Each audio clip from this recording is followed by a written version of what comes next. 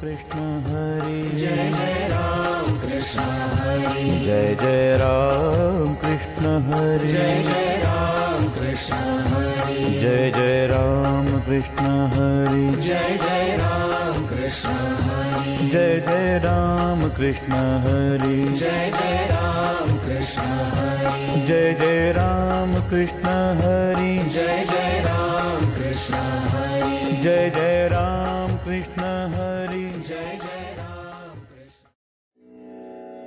पुंडलिक वरदा हरी विठ्ठल श्री ज्ञानदेव तुकाराम पंढरीनाथ भगवान की जय माऊली ज्ञानेश्वर महाराज की जय जगद्गुरु तुकाराम महाराज की जय श्री गुरु बळवंत बाबा महाराज की जय श्री गुरु वासुदेव बाबा महाराज की जय श्री गुरु सुधाकर बाबा महाराज की जय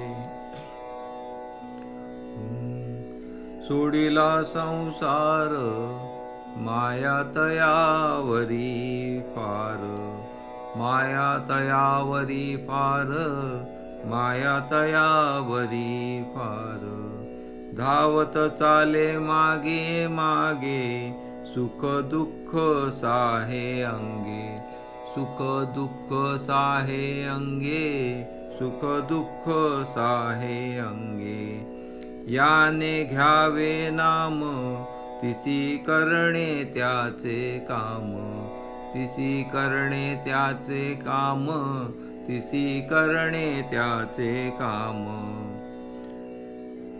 धावत चाले मागे मागे सुख दुःख साहे अंगे सुख दुःख साहे अंगे सुख दुःख साहे अंगे तुका म्हणे भोळी विठ्ठल कृपेची कोवळी विठ्ठल कृपेची कोवळी विठ्ठल कृपेची कोवळी धावत चाले मागे मागे सुख दुःख साहे अंगे सुख दुःख साहे अंगे सुख दुःख साहे अंगे प्रस्तुत चिंतनाकरिता घेतलेला अभंग देहू निवासी संत शिरोमणी जगतवंदनीय जगद्गुरु तुकोबाराय यांचा 4 चरणांचा अभंग आणि या अभंगामध्ये तुकोबाराय भगवंताची कृपा कोणावरती आहे हे सांगताना पहिल्या चरणात असं म्हणतात की सोडिला संसार माया तयावरी फार की ज्याने ह्या संसाराचा त्याग केला.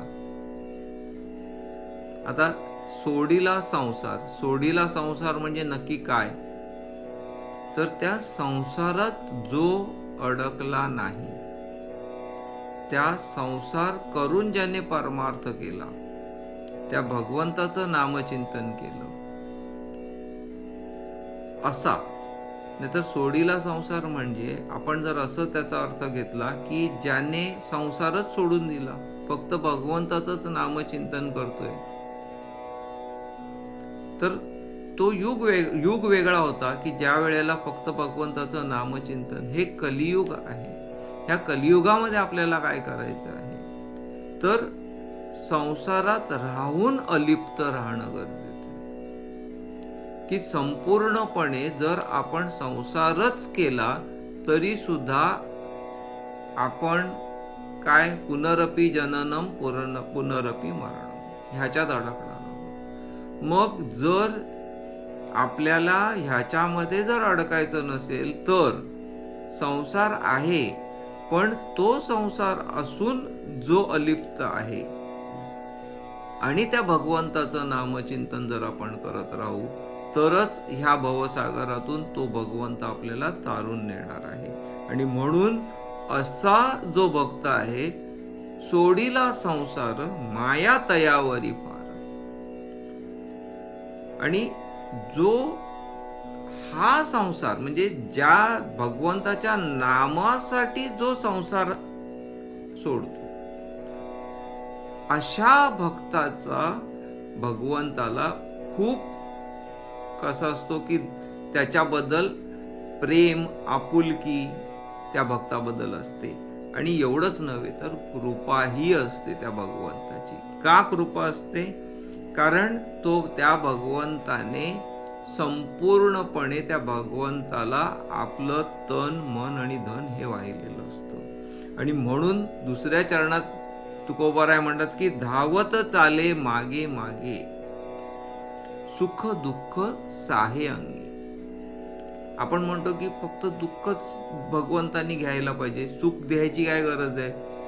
जो भगवंताचं नामचिंतन करतो त्यांनी सुख घ्यावं. पण इथे सुख आणि दुःख दोन्हीही म्हटलेलं आहे. आता इथे दोन्हीही का? की जो भगवंताचं नामचिंतन करतो, भगवंत त्याच्या मागे असतो सतत. आणि तो मागे राहून काय करतो? तर त्याचं सुख आणि दुःख हे दोन्ही भोगतो. आता ते दोन्ही भोगतो म्हणजे नक्की काय करतो? तर त्या दुःखामध्ये त्या भक्ताला खचून देत नाही, की त्याला सावरतो. आणि जेव्हा त्या भक्ताला सुख असतं त्यावेळेला त्याचा अहंकार वाढू देत नाही. आणि म्हणून तुकोबाराय म्हणतात की धावत चाले मागे मागे, सुख दुःख साहे अंगे. तो स्वतः ते सुख आणि दुःख त्या भक्ताचं, कारण की दुःखाने पण तो नामचिंतन बंद करू शकतो, सुखाने पण करू शकतो अहंकार झाल्यावर. आणि म्हणून त्या भक्ताचं सुख आणि दुःख स्वतः सहन करतो भगवंत. आणि म्हणून तुकोबाराय तिसऱ्या चरणात काय म्हणतात की त्या भक्ताने फक्त एकच करावं. काय करावं? याने घ्यावे नाम. त्या भक्ताने फक्त त्याचं नामचिंतन करावं. याने घ्यावे नाम, तिसी करणे त्याचे काम.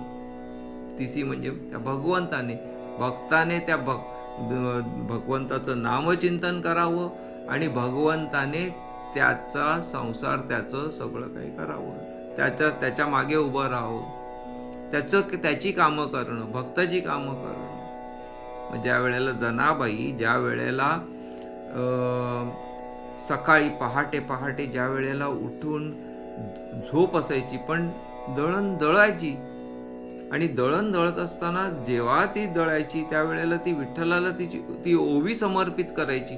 आणि ती ओवी समर्पित करताना सुद्धा भगवंत त्या तिच्या कामामध्ये यायचे. ते काम करताना तो जो दांडा असायचा त्या दांड्याला स्वतः धरून तिचं जातं फिरवायची. म्हणजे भगवंत त्या भक्ताच्या बरोबर त्याची कामं करतो. एवढंच नव्हे तर तो भगवंत त्या भक्ताच्या म्हणजे स्त्रीचं किंवा बायकोचं बाळंतपण केलेलं आहे. सगळं काय केलंय? चोकोबारायांच्या अस्थी आणायला लावल्यात नामदेवरायांना. की बाबा नामदेवराय म्हणाले की ओळखायच्या कशा? चोकोबारायांच्या अस्थी त्या ओळखायच्या कशा? भगवंत म्हणाले काही करू नकोस, सोपं काम आहे. त्या अस्थी घे आणि त्या कानाला लाव. ज्या अस्थीतून विठ्ठल विठ्ठल नाम येईल ते माझ्या चोक्याचं. म्हणजे एवढा भगवंत दयाळू कृपाळू आहे आणि एवढा तो सांभाळतो. आणि म्हणून तुकोबाराय म्हणतात शेवटच्या चरणामध्ये म्हणतात की ते तुका म्हणे भोळी विठ्ठल कृपेची कोवळ. की हा भगवंत कसा आहे? हा भोळा आहे. भगवंत भोळा आहे. आता आपण विचार करू का हा भोळा कसा? मग हा भगवान श्रीकृष्ण आहे. हा श्रीकृष्ण जो इकडे आलेला आहे पंढरपुरामध्ये आणि इथे स्थित झालेला आहे, मग हा भोळा कसा? तो भोळा एवढ्यासाठी दोन्ही अर्थाने भोळा आहे. कारण तो भुकेला कशासाठी आहे? त्या भक्ताच्या नामस्मरणासाठी भुकेला आहे. आणि एवढंच नव्हे तर तो कशासाठी भुकेला आहे? की तो भक्त काय करतो हेही तेवढंच महत्वाचं आहे. की नुसतं नामचिंतन करतो तसं आहे का? नाही. मग पुंडलिकराय फक्त नामचिंतन करत होते का? नाही. मग आमचे सावतामाळी फक्त नामचिंतन करत होते का? नाही.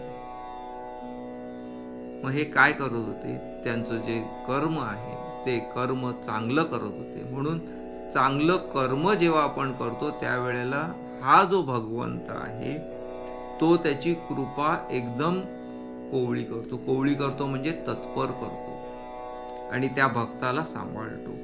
तुका म्हणे भोळी, ती आहेच भोळी. आणि तसंच नव्हे तर साक्षात त्यांनी भोळं होण्यासाठी, भगवंत स्वतः भोळा होण्यासाठी त्याने भोळ्याला मस्तकावरती धारण केलेलं आहे. महायोगपीठे तठे भीमारत्यम वरम पुंडरिकाय दातु मुनिंद्र समागत्य तिष्ठतमानंद कंदम परब्रह्म लिंगम भजे पांडुरंगम. त्या पांडुरंगाने त्या भगवान शिवशंकराला धारण केलेलं आहे. कशासाठी? की त्याच्यातलं जो भोळेपणा आहे तो माझ्या मस्तकी यावा म्हणून. आणि म्हणून हा भगवंत तो जो भक्त आहे तो भक्त त्याचं ज्या ज्या प्रकारे त्याचं नामचिंतन करतो, त्याचं नामचिंतन महत्वाचं आहेच, पण कर्मही तेवढंच चांगलं करणं गरजेचं आहे. आणि असं जर आपण केलं तर तो भगवंत कसा आहे? कोवळा आहे, कृपा करण्यात तत्पर आहे. त्या भक्तावरती त्याची संपूर्ण कृपा पसरवतो आणि त्या भक्ताला ह्या भवसागरातून अलगद तारून नेतो. रामकृष्ण.